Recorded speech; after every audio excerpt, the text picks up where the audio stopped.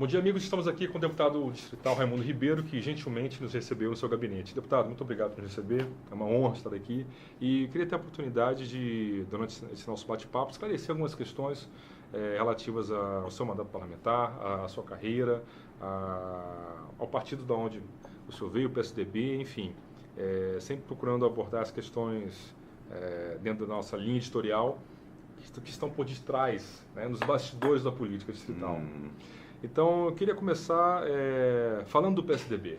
Como é que foi esse processo do senhor de saída do PSDB? O que motivou exatamente essa questão? O que está por trás dessa questão toda? Veja só, Guilherme, primeiro é um prazer, né, para a gente poder participar aqui junto com você, né? E com relação ao PSDB, eu passei 10 anos no PSDB, né? Sempre com o mesmo discurso e com a mesma prática, né? O partido precisa ter independência, precisa se organizar e precisa ter militância, né? Ao longo desses 10 anos, nós conseguimos construir, né, ajudar na construção de uma militância aguerrida, né? E, como fruto disso, evidentemente, nós tivemos um processo eleitoral interno, né? E o partido, ao realizar as eleições, nós tivemos a oportunidade de ganhar, né, a eleição, de eleger, né, o nosso pessoal, né, em todas as 21 zonais. Fato inédito na história do PSDB todo. Nunca o PSDB tinha feito todas as zonais. Nós conseguimos nos organizar em todas as zonais. No dia da eleição, nós levamos aproximadamente de 8% a 10% dos filiados do partido para participar da eleição voluntariamente. Outro fato inédito, nunca, nem São Paulo, que é o berço, né, da social-democracia, conseguiu fazer isso. Nós conseguimos fazer aqui em Brasília. E quando esperávamos, né, dar o segmento, ou seja, você tem a eleição das zonais e logo depois você tem a eleição da regional, né, para eleger a executiva regional. Quando aguardávamos isso, de repente a Executiva Nacional, por um ato do presidente Aécio Neves, né, decidiu fazer uma intervenção e colocar um deputado federal, pelo qual a gente tem o maior respeito, né, mas não ganhou a eleição interna. Então não representa os anseios da militância do partido, né? E tem um ditado que é muito verdadeiro, Guilherme: os incomodados é que se retirem. Eu me incomodei com essa atitude antidemocrática, esse golpe que foi perpetrado pela Executiva Nacional. E aí peguei e saí do partido, fiquei aproximadamente 3 semanas sem filiação partidária, tive o privilégio e a generosidade de 11 partidos que me convidaram, né, das mais variadas matizes ideológicas, né?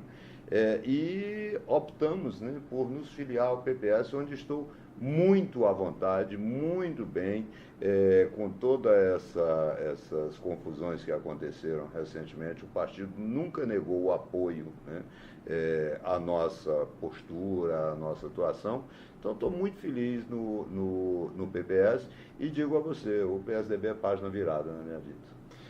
Certo, deputado. Deixa eu fazer uma pergunta para o senhor. O que na sua concepção, levou o Diretório Nacional, na pessoa do Aécio Neves, a intervir no Diretório Regional? Por que para ele é interessante ter os auxílios comando da legenda? O que está por trás disso aí? Essa pergunta, Guilherme, eu me fiz e fiz a toda a Executiva Nacional.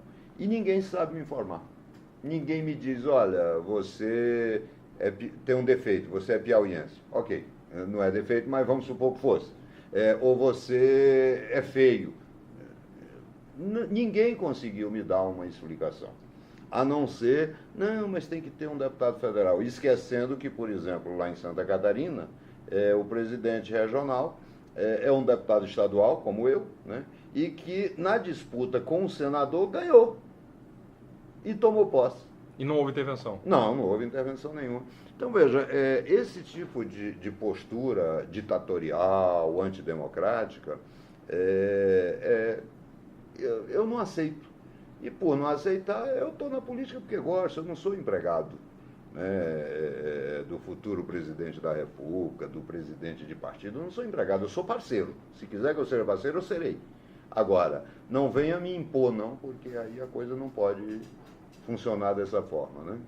Como é que o senhor vê, deputado, a postura do seu primeiro suplente, Virgílio Neto, com relação a essas ações que têm sido movidas sucessivamente na Justiça Eleitoral na tentativa de tomar o seu mandato? Olha, eu vejo assim com muita tristeza, né? Porque é uma pessoa que nós sempre ajudamos, né? Quando ganhamos a eleição, eu fiz questão de ir ao partido, agradecer a todos os suplentes, disse que queria exercer um mandato com uma gestão compartilhada. Tanto é verdade que as pessoas que o ajudaram, né? E que ele me recomendou que fossem contratadas, foram contratadas, tiveram a oportunidade de mostrar sua capacidade de trabalho. O próprio filho dele, entendeu? Trabalhou aqui conosco, um rapaz muito bom, excelente de trabalho, inclusive, entendeu? Trabalhou aqui no nosso gabinete, mas as pessoas, às vezes, elas sedentas, né, por poder, eu acho que terminam se desviando, esquecendo alguns valores que são fundamentais para o exercício da vida inteira, né? E no caso, infelizmente, o meu suplente entrou com ação recente, né, no Tribunal Regional Eleitoral. O tribunal repudiou, né, por unanimidade, inclusive, né. Mais recentemente, dizem que ele contratou gente para se travestir de manifestante, umas 8 pessoas aqui na porta da Câmara, entendeu? Para ficar se manifestando contra a gente.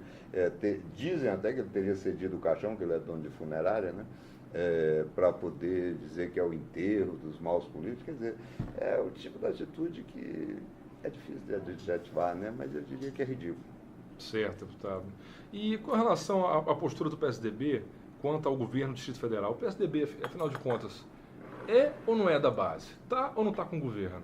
Olha, o PSDB sempre teve essa postura meio difícil, né, das pessoas entenderem. Porque você veja, você falou agora do nosso suplente, né? O Virgílio, por exemplo, é do conselho do metrô, onde tem uma remuneração, né? Ao mesmo tempo, o partido diz que é oposição. Tem outras pessoas, inclusive do executivo, que são do governo também. E dizem que são oposição. Quer dizer, é difícil da gente entender qual. Eu acho que o PSDB está vivendo uma crise existencial.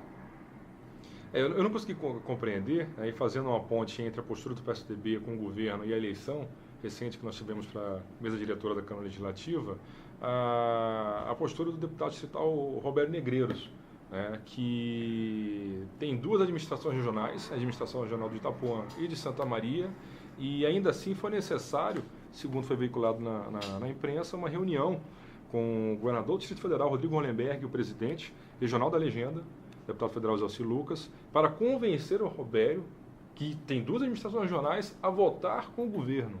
E ainda assim, no dia da votação, ele primeiro disse que era uma coisa, depois disse que era outra. Eu fiquei, sinceramente, sem entender como é que a coisa funciona. Como é que uma pessoa que tem cargo no governo está predisposto a votar contra, é necessário uma combinação, uma reunião para se votar a favor, mesmo estando no governo, né? E quem, ao contrário, não tem cargo no governo, pelo menos diz que não tem, vota com o governo. Eu fiquei sem entender essa... Guilherme, primeiro eu acho que é importante que se diga o seguinte: o deputado Roberto Negreiros, ele foi para o PSDB depois de eleito. Então, na verdade, a raiz, né, que ele tem dentro do PSDB ainda não é tão profunda, né? Segundo, o deputado Robério, ele sempre esteve apoiando o governo e tem sua postura, né, de independência, essa coisa toda, mas ele sempre esteve ali. Não era necessário nenhuma reunião do PSDB, até porque o PSDB não tem controle sobre o mandato dele. Ele o exerce plenamente, com toda a independência. Isso eu sou testemunha aqui, né? Eu tenho a impressão que o que alguns setores do PSDB queriam era participar do governo, era ser convidado para participar do governo, tanto que depois isso foi noticiado, né? E eu acho que o governo não se esforçou muito para tê-lo no governo, até porque o que adianta o governo ter o partido, mas não ter o parlamentar? O senhor falou num ponto muito interessante, que é a questão da raiz, que ele ainda não se enraizou ainda no PSDB, porque tem pouco tempo que ele chegou, pouco tempo que ele chegou ao partido. Eu pergunto para o senhor, ele saiu tem pouco tempo do PMDB. É verdade. Mas o PMDB saiu do coração dele, deputado? Que dizem que, na verdade, o Filipelli tem um dedinho por trás do voto dele. O senhor acredita que o Filipelli teria articulado essa mudança de voto do Robério? Não, o governador Filipelli ele foi muito importante nesse processo, como outros atores também foram, né? Agora, com relação ao voto do deputado Robério, ficou muito claro. Ele, inclusive, tinha ficado muito seduzido pela nossa proposta de reconstrução da autonomia da Câmara Legislativa. E no dia da eleição, foi dia 15, né, ele achou por bem, né, em apoiar a chapa do governador. E na hora, ele se sentiu traído. Né? E aí a reação natural foi ele alterar o voto. Ele disse, não, se me traem aqui, já no início da relação, eu não vou continuar com essa relação. Para o senhor, deputado, o que for acordado com relação à segunda secretaria, era de conhecimento do líder do governo, deputado Rodrigo Delmasso? O deputado Rodrigo Delmasso só se inscreveu para a segunda secretaria porque não sabia do acordo que havia sido feito entre o governo do Distrito Federal e o deputado Robério Negreiros? Olha, o deputado Rodrigo Delmasso tem todo o meu respeito. Eu quero crer que ele não sabia desse acordo. Que ele e sei também que ele retirou o nome, como ele teve a grandeza também de retirar o nome da disputa na terceira secretaria. Quando ele soube que eu estava inscrito, né, ele foi lá e me comunicou que estava retirando o nome dele da disputa da terceira secretaria.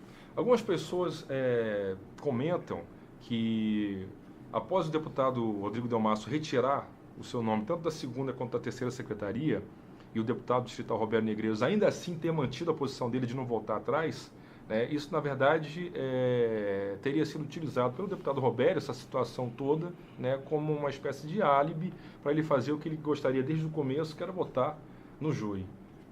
Como é que o senhor vê essa situação? Não, eu acho que não. Eu acho que a questão é a seguinte, é porque as pessoas, tem muita gente que faz política achando que trai e daqui a pouco pede desculpas e está tudo resolvido. E as coisas não funcionam dessa forma, né? Tudo deixa marca, deixa sequela, né?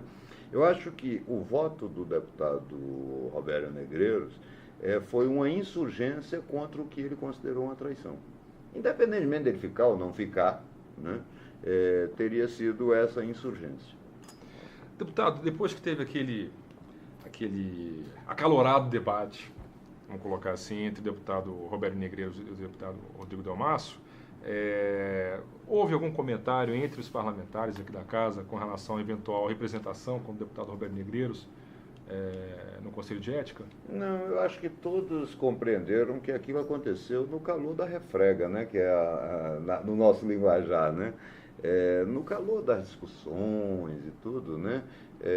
Um exagero aqui, outro acolá, acontece. Mas eu creio que agora a situação está pacificada, o deputado Robério é o segundo secretário, o deputado Delmasso o respeita, eles se respeitam mutuamente, eu acho que não há mais problema. Como é que o senhor vê, deputado, o voto da deputada Liliane Roriz, que todo mundo acreditava que iria votar com o candidato do governo e, surpreendentemente, votou com um candidato que está sendo apoiado pela Celina Leão, com a qual ela tem um embate, vamos colocar assim. Foi surpreendente para o senhor? Não foi surpreendente, porque sempre se comentou que ela votaria no deputado Joey Vale e no deputado Wellington Luiz. Né? O deputado Wellington, ela tem uma relação, se não me engano, de amizade bem antiga. Né? E com o deputado Joey, assim, eu não conheço muito bem o tipo de aproximação que eles têm, mas sempre foi anunciado para a gente que ela votaria no deputado Joey. Então, o voto da Liliane no Wellington seria, então, motivado por essa amizade existente entre os parlamentares e não por influência do Filipelli? Eu acredito que não, eu acho que tem a ver com a amizade, mas é claro que o governador Filipelli também, né, ele ajuda muito, ele construiu, ele argumentou. Eu acho ele esteve diretamente envolvido nessa articulação? Sim, não tenho dúvida. Participamos de vários almoços, ele presente, e diga-se de passagem, ele é um grande articulador. Algumas pessoas colocam a deputada distrital Celina Leão como sendo a grande vencedora desse processo todo, né, ao emplacar a candidatura do Jô, quando o candidato do governo era o deputado distrital Garcia Maia. Né. Ela efetivamente esteve à frente dessa negociação, da articulação. A gente pode atribuir à deputada Celina Leão o resultado como sendo uma vitória para o seu grupo? Olha, eu acho que a deputada Celina Leão nesse processo ela foi muito importante, assim como foram importantes os 11 deputados que apoiaram o presidente Joey. Cada um, né, carregou um tijolo e fizemos uma grande edificação. Mas, na verdade, eu acho que o que foi importante foi o sentimento do que a chapa liderada pelo presidente Joey representava. O que representa isso? Representa o desejo de resgate da autonomia do poder legislativo. Isso aqui é um poder, né? E esse poder, infelizmente, vinha sendo vilipendiado, né, pelo poder executivo, né? E isso não podia permanecer para o bem da cidade, até porque você frequenta aqui a casa, você sabe muito bem, a população não vê a solução dos seus problemas no âmbito do executivo, ela corre para cá. E essa casa vai sempre abrigando as pessoas, né? Então a gente precisava resgatar a autonomia do Poder Legislativo. Foi resgatado. E agora nós estamos colocando os patamares necessários, entendeu, para essa relação, que é independência e harmonia. Não porque um ou outro quer, mas porque é um imperativo constitucional, é a Constituição que estabelece que os poderes precisam ser independentes e harmônicos. E é isso que nós estamos construindo. O projeto político é este. Certo. As pessoas são importantes, mas o projeto é maior. Claro. Deputado, algumas pessoas veem a eleição, a composição da próxima mesa diretora da Câmara Legislativa como uma grande derrota para o governo Rodrigo Hollenberg, na medida em que a leitura que estão fazendo é a seguinte: o deputado Joey, que era um antigo aliado do governador, acabou se distanciando dele, em certo momento, se afastando, saindo do PSB e migrando para outro partido, né? O senhor é um oposicionista declarado ao atual governo. Apesar de ter sido líder do governo. Apesar de já ter sido líder meses, né, do governo dos primeiros meses. O deputado Wellington Luiz é presidente da CPI da Saúde, que talvez seja um dos maiores calos do governador Rodrigo Hollenberg, né? O deputado Roberto Negreiros, ele não é, eu diria que a minha leitura seria que ele não é nem oposição, nem governo, ele é uma incógnita, ele faz o que ele quer. Uhum. Né? Ele tem uma postura completamente independente, e seja no governo da oposição. E a deputada Sandra está muito ligada ao grupo da Celina, né? Então, muitas pessoas fazem essa leitura, né, de que o Hollenberg estaria em maus lençóis com a atual composição. Como é que o senhor vê essa questão? Eu vejo, primeiro, são dois momentos estanques, né? Não resta dúvida que o grande derrotado foi o governador Rodrigo Hollenberg. Por quê? Porque ele se empenhou em se meter onde não é chamado. Ele não deveria ter atuado como atuou, no sentido de influenciar o resultado aqui. Eu acho até que o deputado Garcia Maia teria mais chances de ganhar se o governador não tivesse assumido a candidatura dele. O deputado Agaciel tem todos os predicados para poder presidir esta casa. Agora, disse para ele, inclusive na véspera, o que vai lhe derrotar é esse cabo eleitoral que você arrumou. Por quê? Porque o governador veio com um discurso impositivo que estava sendo repudiado. A existência da nossa chapa já era um repúdio a essa forma de atuação do governo, né? Então, não resta dúvida que o governador foi derrotado. O que não significa dizer que o governo esteja em maus lençóis. Não, porque do lado de cá existe maturidade. A chapa vitoriosa tem a maturidade de entender que nós temos a obrigação constitucional de ser independente, mas também de buscar harmonia. Então, tudo que for necessário fazer para o bem de Brasília, nós faremos. Agora, evidentemente que nós não vamos mais aceitar esse tipo de relação que acontecia. Ou seja, o governo mandava 13h um projeto para ser votado às 3h. Isso não existe. Essa casa aqui não é mero carimbador dos atos do Executivo. Essa casa é a casa que representa todos os segmentos do Distrito Federal, da população do Distrito Federal. Cada um pode e deve externar o seu entendimento sobre determinadas matérias e, como fruto disso tudo, aperfeiçoar um projeto. Infelizmente, o governo adotava essa estratégia antes. Agora, eu não vejo condições de se adotar, até porque essa casa amadureceu. Deputado, ainda com relação à interferência do governador Rodrigo Hollenberg no processo seletivo, né, da mesa diretora da Câmara Legislativa para o próximo biênio, algumas pessoas especulam que, na verdade, o resultado obtido na eleição foi proposital, porque na primeira eleição, né, na eleição da Celina, quando o governador Rodrigo Hollenberg entrou de cabeça nesse processo, ele conseguiu um número expressivo de votos que garantiu a eleição da Celina. Teve um procedimento completamente distinto do procedimento que ele teve nessa eleição. Dizem que, na verdade, ele trabalhou, mas trabalhou pouco, de forma propositada, para que somente 13 votos, que é uma margem extremamente apertada, controvertida, né, fosse atingido. Que se ele quisesse se esforçar, ele poderia ter conseguido pelo menos mais 1, 2, 3 votos e garantiria a eleição do HCA. Ou seja, em outras palavras, estão dizendo que... Ele fez corpo mole. Fez corpo mole, traiu o deputado HCA Maia, que vestiu a camisa do governo e apanhou para burro, e deixou que a coisa acabasse caindo no colo do Joey. O senhor faz essa leitura? Como é que o senhor vê essa... Não faço essa leitura. Ele realmente não conseguiu os votos? Só conseguiu ele realmente 13. Não conseguiu. Eu acho que ele só conseguiu os 13, que depois se transformou em 12. Né? Na verdade, não foram 13, foram 12. 12, né? no final das contas. E eu acho que esse foi mais um dos erros cometidos. Né? Quer dizer, quando você vai para uma eleição, ainda mais uma eleição que já se anunciava como tão acirrada, você tem que conseguir, tem que ir atrás dos 24. Mas, não sei exatamente por que ele não foi atrás ou não conseguiu convencer, entendeu? Muita gente. Né? Eu acho que o nosso projeto de resgate da autonomia foi muito mais atraente, apesar de não contar com aquilo que a pessoa chama aí de caneta do governador, né? Negócio de nomear, botar, lotear carga, essa coisa toda. Nós aqui não temos isso. Mas nós temos um projeto que é extremamente atraente e que é um projeto que vai ajudar a resgatar a autonomia dessa casa e, quem sabe, né, o respeito que todos nós devemos emprestar à política como um todo. A política de 20 anos para cá tem sido demonizada no Brasil. E isso, para o Estado Democrático de Direito, é a pior coisa que pode existir. Então, o senhor falou em respeito do Poder Executivo pelo Poder Legislativo, né?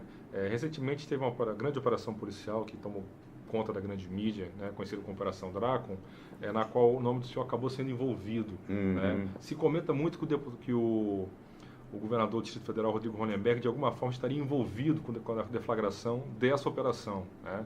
O Ministério Público do Distrito Federal, por exemplo, Territórios, ele ofereceu denúncia contra a pessoa do senhor, né, sem que o nome do senhor aparecesse uma única vez. Verdade. Uma única vez, né, em todo o inquérito. Eu pergunto para o senhor acredita que existe ingerência política do governo do Distrito Federal no Ministério Público? Eu não tenho dúvida disso. Eu não tenho dúvida, e a pergunta que não quer calar é por que alguns promotores se prestam a esse papel. O que é muito ruim para o Estado Democrático de Direito, porque eu, em 1986, como muitas outras pessoas, sempre lutamos, né, pela instituição, né, Ministério Público. E lutamos porque entendemos que ela é essencial para o Estado Democrático de Direito. Não existe democracia sem um Ministério Público forte, mas forte, submisso à lei e não a governantes. Então, o que eu tenho visto, né, nessa Operação Dracon e em outras que já têm acontecido, é que, infelizmente, tem alguns promotores que estão ou se deixando conduzir, ou não sei exatamente o que está acontecendo, porque essa Operação Dracon é muito evidente. Vamos raciocinar aqui. O que estava acontecendo? Na CPI da Saúde, tinha uma investigação em curso em que o nome do governador era citado 38 vezes. Temos lá no processo que está no MP, 474 folhas que só fala de corrupção no âmbito do Poder Executivo. Aí, de repente, foi feito um recorte em cima de um suposto áudio produzido pela deputada Liliane Roriz. O Ministério Público toma a decisão de, num plantão judiciário de fim de semana, solicitar, e foi conferido, né, a intervenção em toda a cúpula de um poder.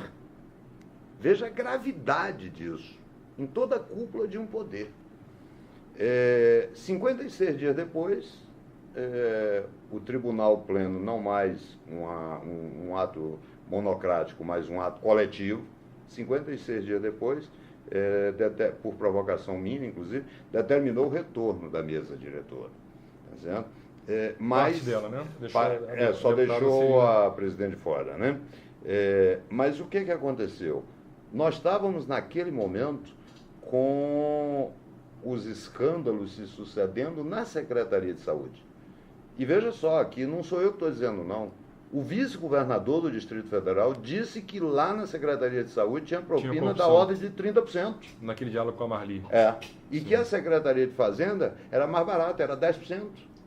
Então, veja, eu não tenho dúvida de que o governador, juntamente com outras pessoas, viu a oportunidade de desviar o foco, de jogar a fumaça para o outro lado da praça. Até porque a Câmara ela tem recebido muitas críticas, porque é o poder mais aberto que existe, né? Então é muito fácil você chegar e jogar acusações contra a Câmara, né? Então desviou o foco, só que o que ele não contava é que o tempo é o senhor da razão, é o pai da verdade. E aí o que aconteceu? Com uma semana, quando eu consegui que abrisse o sigilo do processo, ficou muito claro que, no meu caso específico, não tinha nada.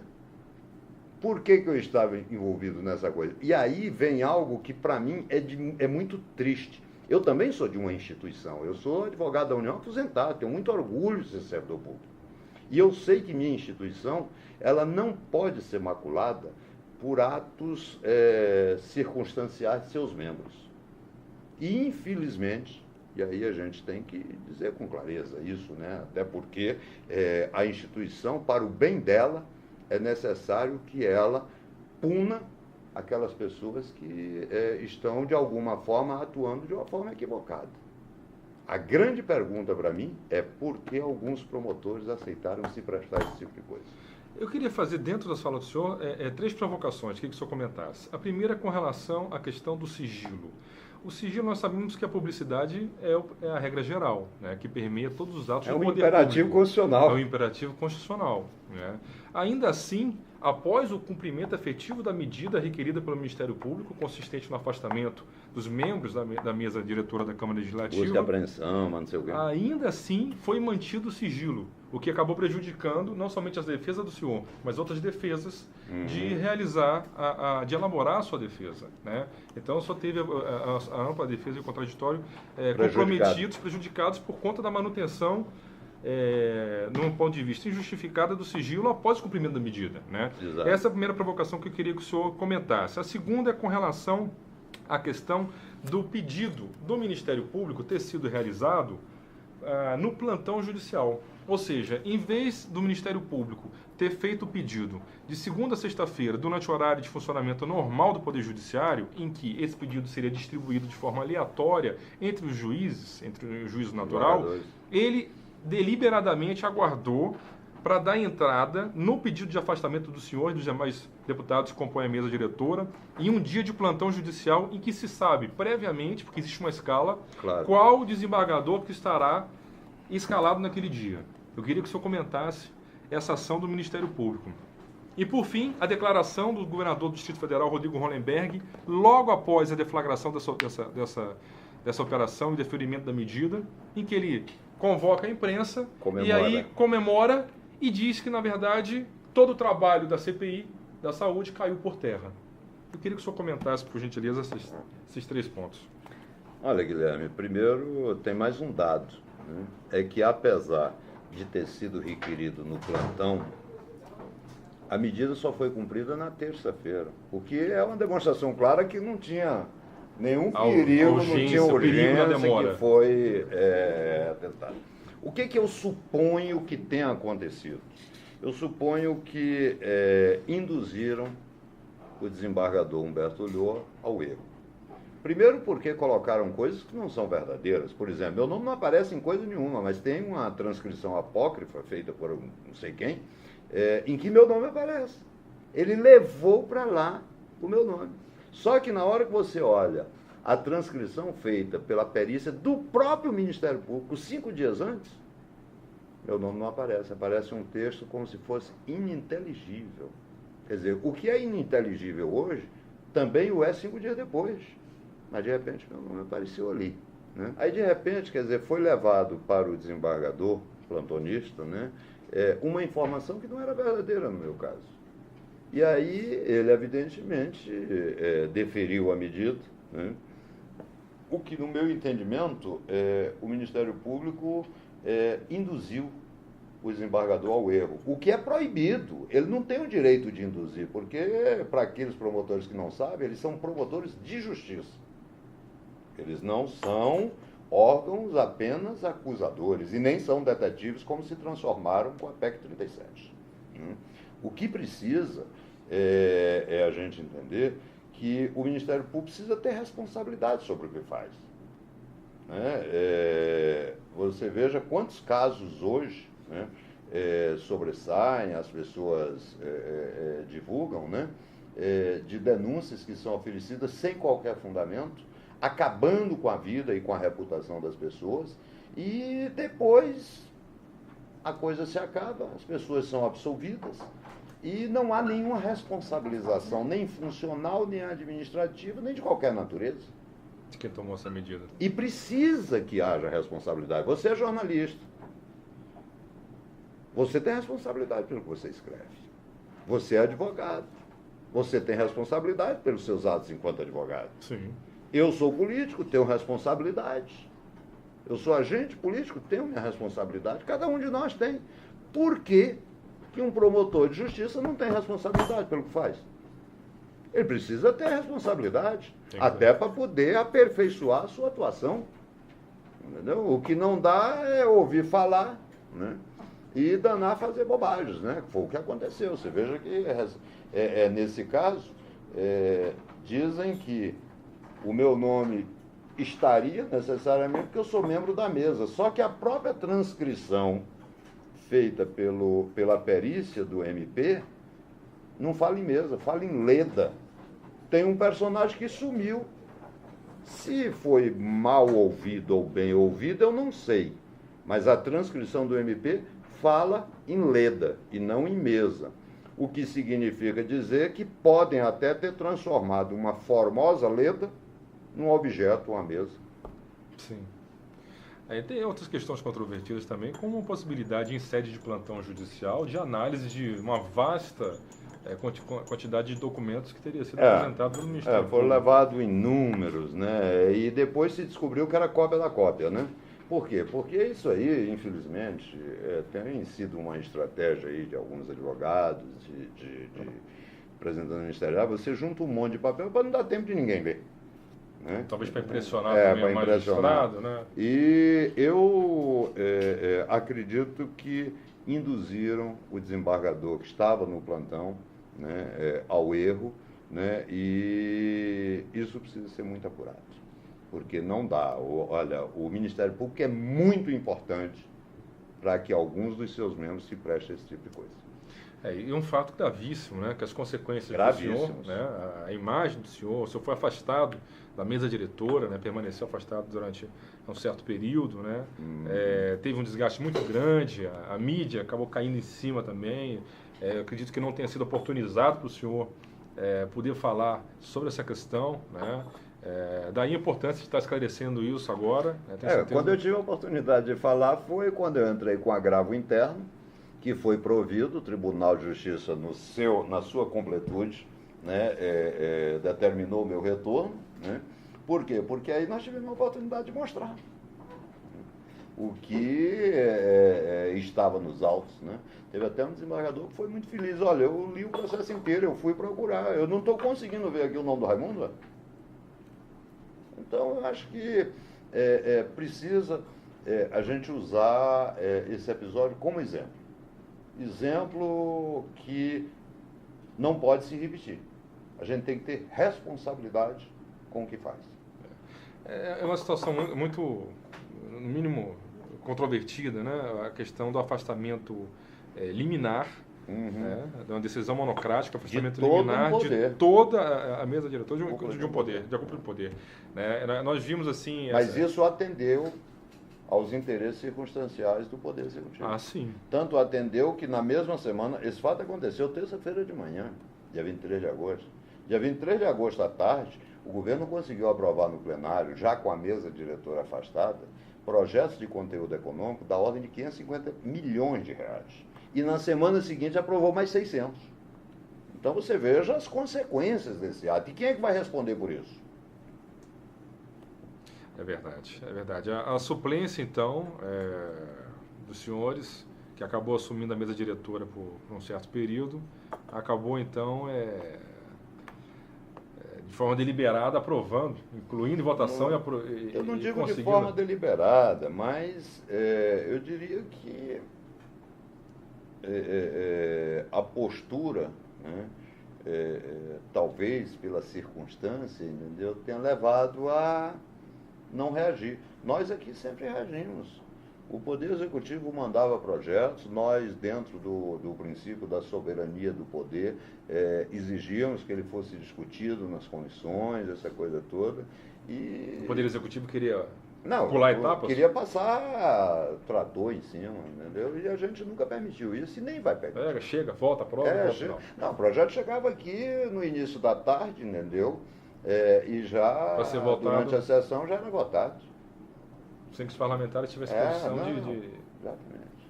Certo. O senhor gostaria de mostrar algum documento para os nossos... Olha, eu fiz um agravo interno, que foi o que determinou o meu retorno, né? E lá eu fiz um quadro muito didático, né? Em que se demonstra claramente a diferença da transcrição que foi levada pelo promotor ao desembargador de plantão e a transcrição verdadeira feita pela perícia do próprio Ministério Público. E isso talvez mostre claramente para as pessoas, né, uma demonstração cabal, documental, entendeu, de que meu nome não aparece. Certo. Eu não sei de onde é que tirou, né, essa outra transcrição, o membro do Ministério Público, né? Deve ter sido do mesmo lugar que ele suprimiu a letra. Deputado, o senhor falou em indução a erro, né, do magistrado por parte do promotor de justiça, que assina a peça pedindo afastamento do senhor e dos demais membros que compõem a mesa diretora. Eu pergunto para o senhor acha que houve dolo ou culpa nessa ação? Houve a intenção deliberada do promotor ou não? Olha, o que o senhor acredita? No primeiro momento e numa interpretação bem benigna, eu prefiro acreditar que houve apenas culpa. Tipo assim, eles imaginaram um enredo, era necessário que nesse enredo deles fosse a mesa diretora. Como faltava, como eu sou da mesa, então bota aí. O que também é condenável, né? Não se pode agir dessa forma. Então eu prefiro ainda acreditar que tenha sido isso. Mas evidentemente que o tempo vai mostrar, porque se houve dolo, aí a situação é outra também, né? Aí nós vamos ter que tomar as providências, até em benefício do próprio Ministério Público, que não pode ter nas suas fileiras, entendeu, profissionais que tenham esse tipo de atitude. O senhor quer citar o nome desse promotor? Ou o senhor prefere não? Não, eu acredito que ele, promotor, sabe. Sabe, né? E o Conselho Nacional do Ministério Público já foi acionado acerca dessa situação ou ainda não? Olha, da minha parte ainda não. Eu tenho, na verdade, né, algumas representações, alguns esqueletos da petição, né, mas ainda estou aguardando, porque ainda não dá para definir se houve dolo ou culpa, por exemplo, né? Aí a peça ela tem que ser muito bem fundamentada. Eu não farei com o MP o que ele fez comigo. Certo, deputado. O que nós podemos esperar do deputado Raimundo Ribeiro nesses próximos 2 anos, seja o senhor como deputado, seja o senhor como secretário da mesa? Olha, o que pode esperar é aquilo que eu sempre procurei fazer.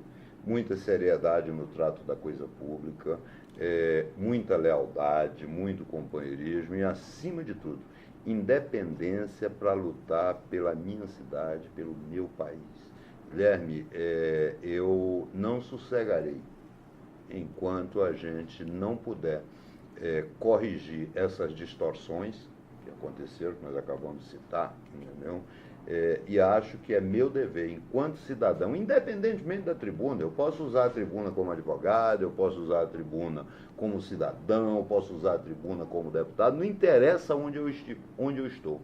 Onde eu estiver, eu estarei sempre lutando por aquilo que eu acredito. Eu acredito que esse país é um país decente, que merece, o seu povo merece realmente uma representação política que não baixe a cabeça para os poderosos. Antes de concluir, deputado, eu acabei de me lembrar, o senhor foi para o PPS, no PPS o senhor sofreu todos esses ataques da mídia, né, do GDF, e ainda assim o PPS ele foi leal. O PPS não sacrificou nem o senhor, nem a deputada Celina Leão. Eu queria que o senhor comentasse isso. Olha, eu já tive a oportunidade de comentar isso no partido, de agradecer, porque esse não é o procedimento normal dos partidos. Sim, né? Os partidos normalmente já lima, quando a mídia fala alguma coisa, aí já o sujeito se torna leproso. Pessoa não grata. E o PPS não, teve uma conduta ilibada com a gente. Né? Pra você ter uma ideia, no dia que aconteceu a operação, o senador Cristóvão Buarque me ligou. Para se solidarizar, dizer que não acreditava em nada daquilo. E o partido... Senador, então, não acredita em nada disso? Não. E o partido, imediatamente, entendeu? Também esteve conosco. E aí, por sugestão nossa, eu, inclusive, falei com a deputada Celina, olha, vamos pedir para nos afastar da executiva e vamos pedir também que o partido crie uma comissão para investigar. Por quê? Porque o partido precisa... está junto, afinal de contas, são 2 deputados, é a sua bancada que está sendo golpeada. E o partido constituiu uma comissão, teve acesso aos autos, depois que nós conseguimos, com oposição do MP, conseguimos que os autos fossem revelados. Né? O fiscal da lei não queria dar vista dos autos. O fiscal da lei, aquele que deveria zelar pela transparência, não queria. E aí... o partido fez uma comissão, essa comissão apurou, comissão constituída de juristas. Né? Não é estudante que passa em concursozinho, não, é jurista mesmo. Né? E aí verificou que realmente esse processo, ele, até para usar a mesma história, ele é meio draconiano, no pior sentido da palavra, draconiano de atrasado, superado, né? Essa coisada toda. E veio nos solicitar que nós retornássemos o nosso lugar para a executiva, que nós voluntariamente tínhamos aberto. Entendeu? Então, eu só tenho a agradecer. O PPS é um partido que realmente, entendeu, foi assim de uma atuação ímpar. Certo.